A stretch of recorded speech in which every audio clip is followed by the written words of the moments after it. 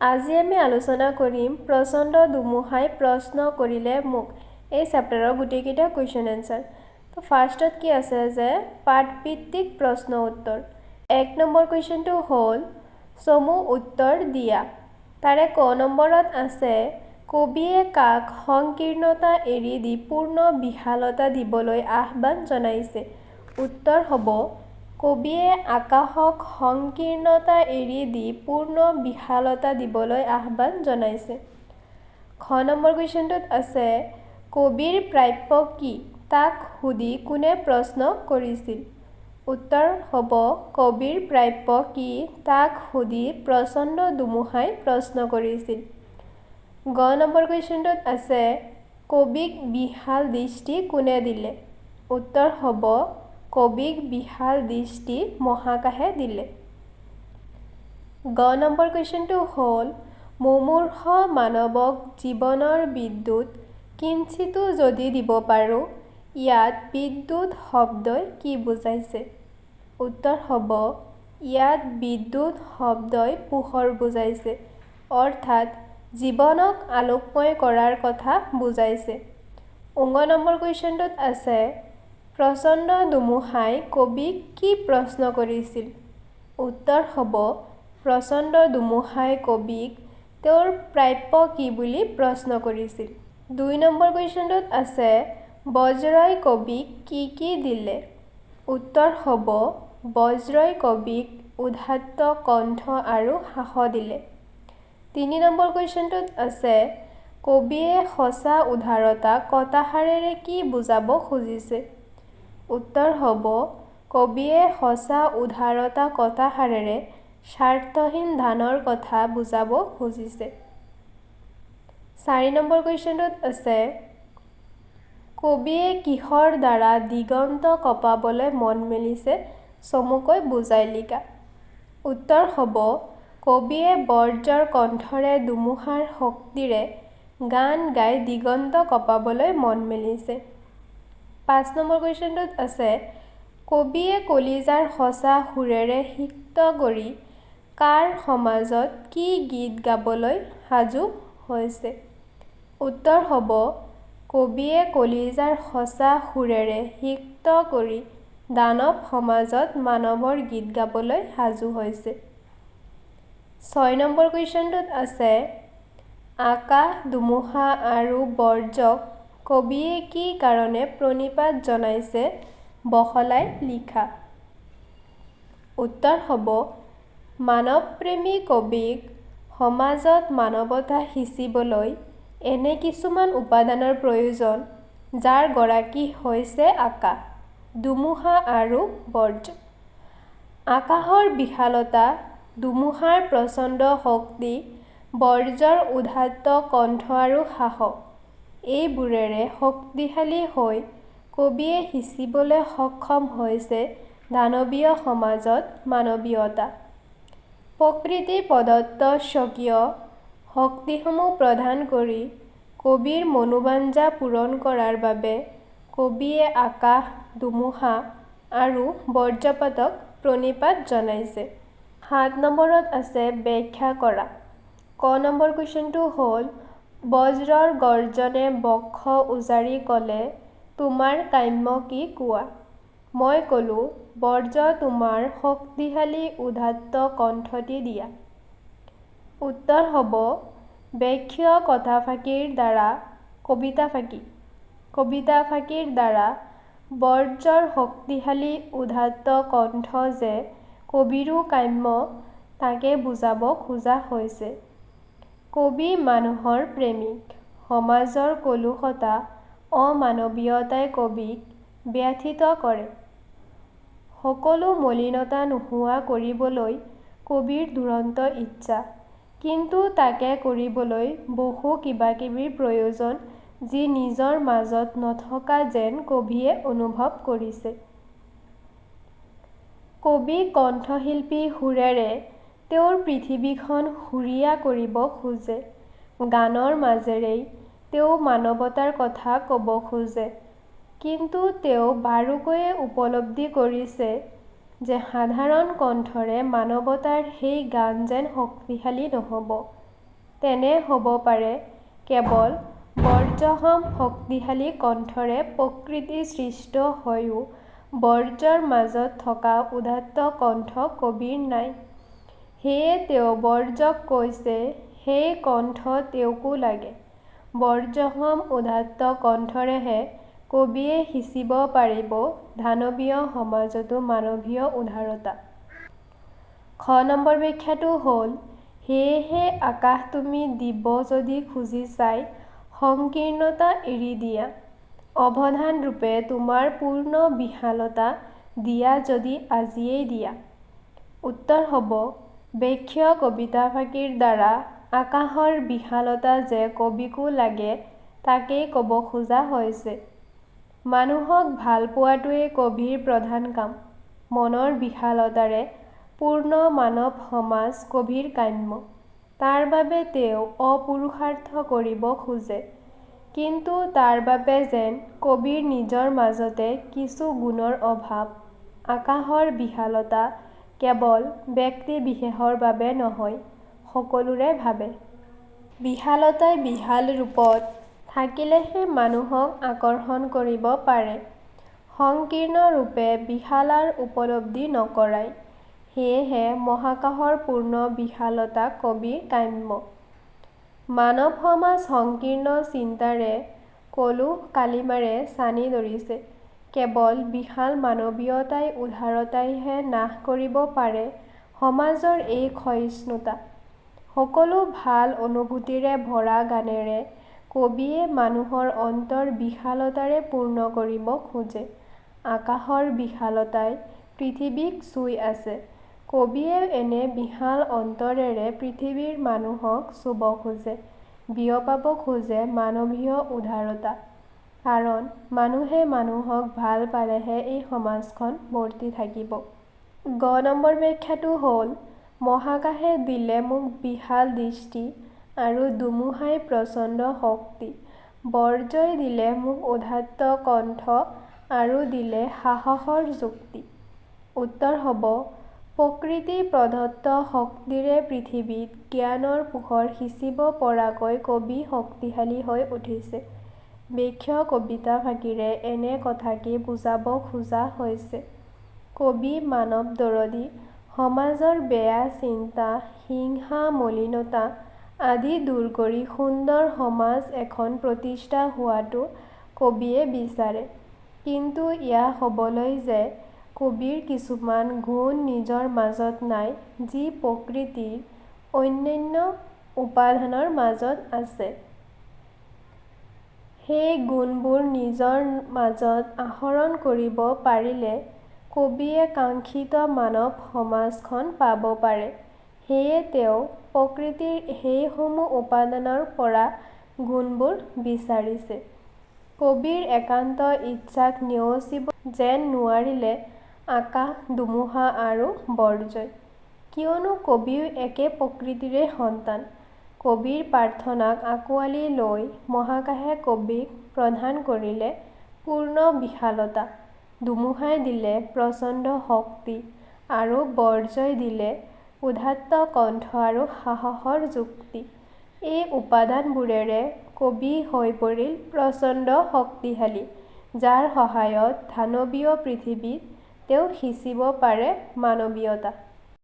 ঘ নম্বৰ কুৱেশ্যনটোত আছে মুমূৰ্ষ মানৱ জীৱনৰ বিদ্যুৎ কিঞ্চিতো যদি দিব পাৰোঁ, আকাশ, ধুমুহা আৰু বৰ্জক তাৰ বাবে শতবাৰ প্ৰণিপাত কৰোঁ। উত্তৰ হ'ব ব্যাখ্য কবিতাফাঁকিৰ দ্বাৰা প্ৰকৃতি প্ৰদত্ত শক্তি বিভিন্ন উপাদানৰ পৰা লাভ কৰি কবি যে সেইবোৰৰ প্ৰতি কৃতজ্ঞ হৈ পৰিছে তাকেই ক'ব খোজা হৈছে। মানৱ সমাজ আজি কলুষতা, মলিনতাৰে দানৱৰ সমাজলৈ ৰূপান্তৰ হৈছে। সমাজহে মানৱৰ, কিন্তু মানৱীয়তা যেন লুপ্তপ্ৰায়। সমাজৰ এই স্খলনে কবিক চিন্তিত কৰি তুলিছে। মৃতপ্ৰায় মানৱীয়তাক পুনৰ প্ৰতিষ্ঠাৰ ভাবে কবি মন হাহাকাৰ কৰি উঠিছে। কবিয়ে সমাজত প্ৰতিষ্ঠা কৰিব খোজা এই কাৰ্যৰ বাবে তেওঁক যে বহু কিবাকিবি প্ৰয়োজন, সেই সকলো যাৰ ওচৰত আছে সেইবোৰ হৈছে আকাশ, ধুমুহা আৰু বৰ্জ্য। আকাশৰ বিশালতাৰে, ধুমুহাৰ প্ৰচণ্ড শক্তিৰে, বৰ্জ্যৰ উদাত্ত কণ্ঠ আৰু সাহসেৰে কবিয়ে মানৱ সমাজত সুন্দৰতা সিঁচিব খোজে। কবিৰ আকুল আহ্বানক নেওচিব নোৱাৰি প্ৰকৃতিৰ প্ৰদত্ত ক্ষমতাসমূহ সংশ্লিষ্ট উপাদানবোৰে কবিয়ে প্ৰচণ্ড শক্তি, উদাত্ত কণ্ঠ আৰু সাহস আৰু আকাশৰ বিশালতাৰে সমাজত প্ৰতিষ্ঠা কৰিব খোজে উদাৰ মানৱীয়তা। মৃতপ্ৰায় মানৱক উজ্জীৱিত কৰিব খোজে। তেওঁ আশাবাদী। সেয়ে যি ধুমুহা, বজ্ৰ আৰু আকাশে তেওঁক নিজস্ব বৈশিষ্ট্যসমূহ প্ৰদান কৰি শক্তিশালী কৰি তুলিলে, সেই আটাইবোৰলৈ কবিয়ে আন্তৰিক কৃতজ্ঞতা প্ৰকাশ কৰি প্ৰণিপাত জনাইছে। মই ভিডিঅ'টো যদি এডিট কৰি আছোঁ তেতিয়া মানে বাহিৰত ধুমুহা হৈ আছে আৰু বৰ্জ্য হৈ আছে মাজে মাজে। এতিয়া আহিছে ভাষা বিষয়ক। ৮ নম্বৰ কুৱেশ্যনত আছে তলত দিয়া শব্দবোৰৰ সমাৰ্থক শব্দ লিখা। ধুমুহা, বুকু, কাম্য, সংকীৰ্ণতা, বিশাল, দানৱ, প্ৰণিপাত আৰু সিক্ত। ধুমুহাৰ সমাৰ্থক শব্দ কি কি আছে? চাচি, বানা, চক্ৰবাত, তুফান, মাৰুত বা মাৰ্লি। গোটেইকেইটা ধুমুহাৰ সমাৰ্থক শব্দ হয়, মানে ধুমুহাক চাচি, বানা, তুফান এইবিলাক ক'ব পাৰি। বুকু, ঠিক তেনেকৈ বুকুৰ সমাৰ্থক শব্দ বক্ষ, বুক, পাতা। ইয়াত বহুতকেইটা দিয়া হৈ আছে, তোমালোকে তাৰ পৰা যিকোনো এটা বা দুটা লিখিলেই হ'ল। কাম্য, কাম্যৰ সমাৰ্থক শব্দ বাসনীয়, ইঞ্চিত, বাঞ্ছিত, আকাংক্ষিত, অভীষ্ট, প্ৰাৰ্থনীয়, অভিপ্ৰেত। সংকীৰ্ণতা সমাৰ্থক শব্দ ক্ষুদ্ৰতা। বিশাল সমাৰ্থক শব্দ ব্যাপক, সুবৃহৎ মানে ডাঙৰ, প্ৰকাণ্ড, বৃহদাকাৰ, বিস্তীৰ্ণ, প্ৰকাণ্ড, ইলাহী। দানৱ, দানৱৰ সমাৰ্থক শব্দ অসুৰ, দৈত্য, ধনুষ, দেৱাৰী বা সুৰাৰী।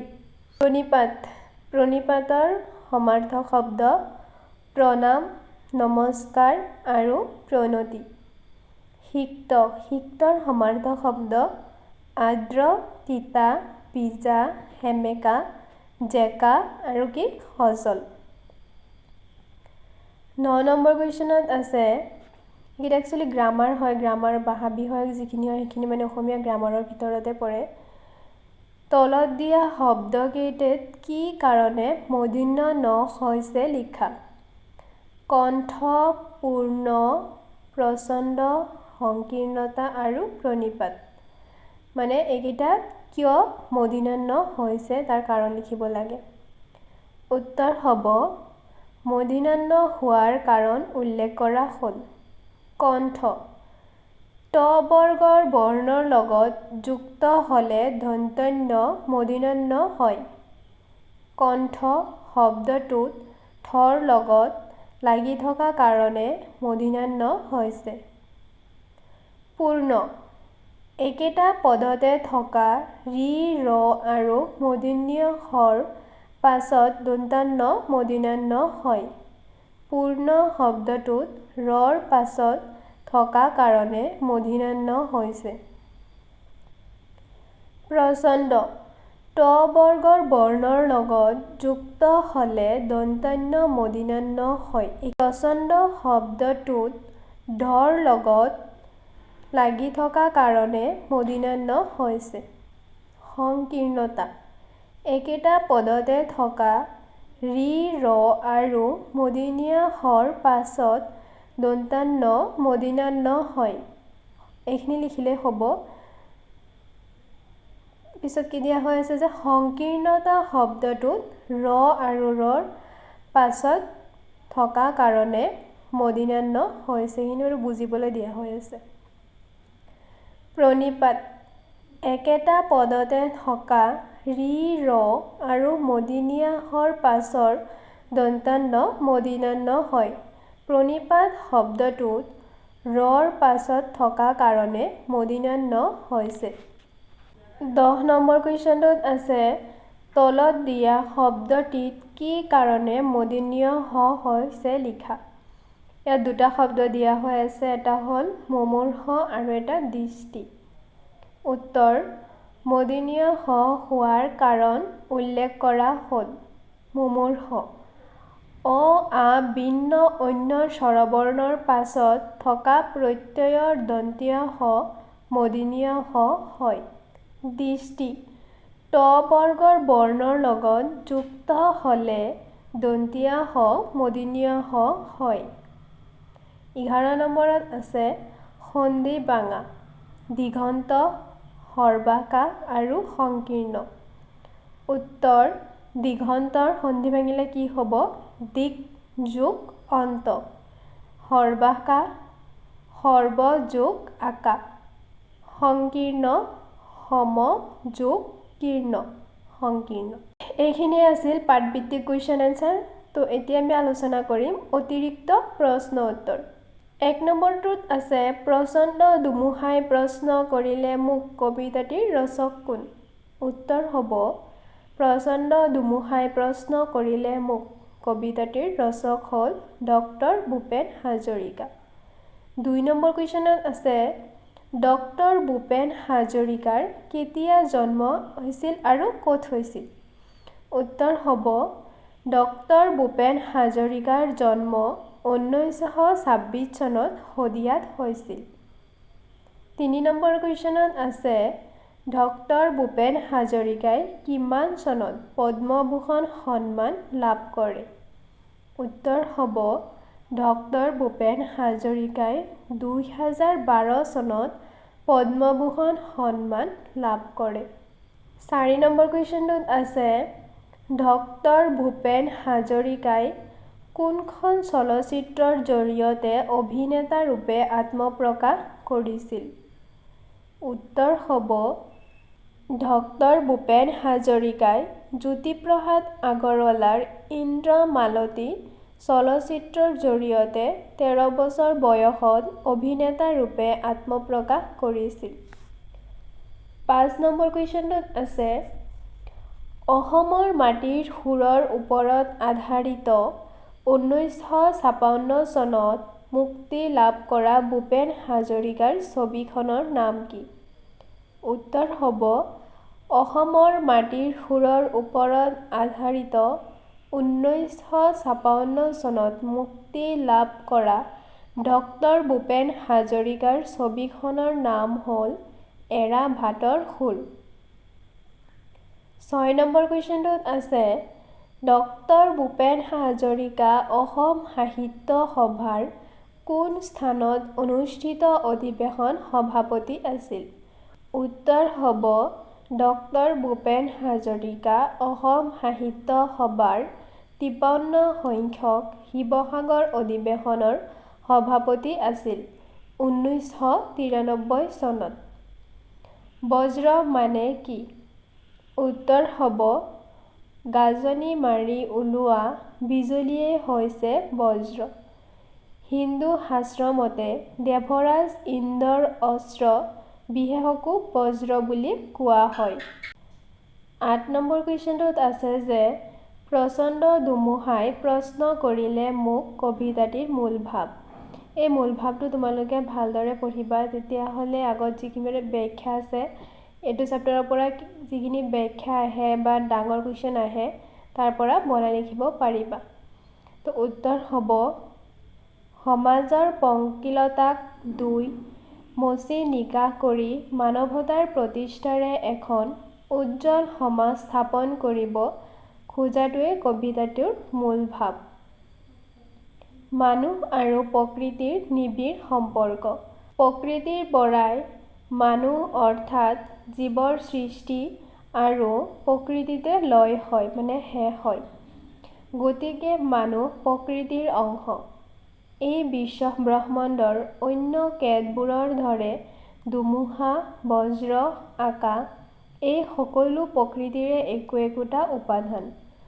ধুমুহাৰ তাণ্ডৱ সৃষ্টি কৰিব পৰা প্ৰচণ্ড শক্তি, বজ্ৰৰ উদাত্ত শব্দ যিয়ে পৃথিৱী কঁপাব পাৰে, আৰু আকাশৰ সৰ্বাত্মক বিশালতা আৰু উদাৰতা আদি হৈছে প্ৰত্যেকৰে স্বকীয় বৈশিষ্ট্য।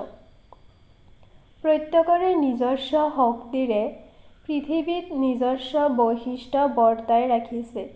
কিন্তু মানুহ আৰু প্ৰকৃতিৰে সৃষ্ট হ'লেও একে গুণৰ অধিকাৰী হ'ব নোৱাৰাটো দুৰ্ভাগ্যজনক।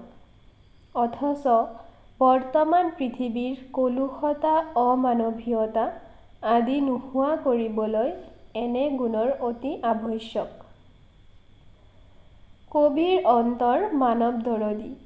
তেওঁ মানুহৰ প্ৰাপ্য অধিকাৰ সাব্যস্ত কৰি সমাজখন সুন্দৰ আৰু নিকা কৰিবলৈ বিচাৰে। অথচ তাকে কৰিবলৈ তেওঁৰ মনৰ মাজত কিহবাৰ অভাৱ অনুভৱ কৰিছে। সেই অভাৱবোধৰ ভাৱেই সৃষ্টি হৈছে অনেক প্ৰশ্নৰ। সেই প্ৰশ্নৰ উত্তৰ বিচাৰি তেওঁ ধুমুহা, বজ্ৰ আৰু আকাশৰ কাষ চাপি প্ৰাপ্য বিচাৰিছে। উপৰিউক্ত উপাদান আৰু মানুহ যিহেতু প্ৰকৃতি প্ৰদত্ত, গতিকে ধুমুহা, বজ্ৰ আৰু আকাশৰ গুণ মানুহ হিচাপে কবিৰো প্ৰাপ্য। সেয়ে তেওঁ ধুমুহাৰ প্ৰচণ্ড শক্তি তেওঁৰো প্ৰাপ্য বুলি ধুমুহাৰ ওচৰত দাবী কৰিছে। উদাত্ত কণ্ঠৰে কথা ক'ব নোৱাৰিলে মানুহৰ অন্তৰ আলোড়িত নহয় ভাৱে বজ্ৰৰ নিনাদেৰে গীত গাই দিগন্ত কঁপাব বিচাৰিছে। সীমাহীন আকাশৰ বিশালতা সকলোৰে বোধগম্য নহয়। আকাশ কোনো বিশেষ ব্যক্তিৰ ভাৱে নহয়, সকলোৰে ভাৱে। আকাশে মুক্তভাৱে উদাৰচিত্তে পৃথিৱীক ধাৰণ কৰি আছে। তেনে আকৰ্ষণীয় উদাৰতা কবিকো লাগে, যাৰ সহায়ত তেওঁ পৃথিৱীৰ সকলো মলিনতা ধুই নিব পাৰে। বৰ্তমান পৃথিৱীত মানুহৰ সীমাহীন বৰ্বৰতাই মানুহক লজ্জানত কৰিছে। মানৱীয়তা গুণ মানুহৰ পৰা মনৰ পৰা লোপ পোৱা ভাৱে দানৱীয়তাহে প্ৰকাশ পাইছে। কবিয়ে কিন্তু সংকীৰ্ণতা নাশ কৰি মহাকাশে দিয়া বিশাল উদাৰতা আৰু বজ্ৰৰ উদাত্ত কণ্ঠৰে দানৱীয় সমাজখনতো সুৰৰ যাদুৰে মানৱীয়তা সিঁচিব বিচাৰে, যাৰ দ্বাৰা জীৱন যুঁজত মুমূৰ্ষ মানৱে পাব জীৱনৰ বিদ্যুৎ অৰ্থাৎ পোহৰ। এইখিনি মই ইমান বেছিকৈ বুজাই দিয়া নাই, কাৰণ যিহেতু আমি অসমীয়া ভালদৰে বুজি পাওঁ। যিহেতু আমি অসমত থাকোঁ, আমি অসমীয়া ভালদৰে বুজি পাবই লাগিব। যদি ইয়াৰো ভিতৰত যদি কি বুজিবলৈ আছে তেতিয়াহ'লে কমেণ্ট কৰি জনাবা। আৰু এইটো চেপ্টাৰৰ যদি কোনো কুৱেশ্যন এনচাৰ লাগে বেলেগ, আৰু যদি কুৱেশ্যন আছে তোমালোকে কমেণ্ট কৰিবা। এনচাৰ লাগিলে কৈ দিবা, মই এনচাৰ যিমান পাৰোঁ চেষ্টা কৰিম তোমালোকক দিবলৈ।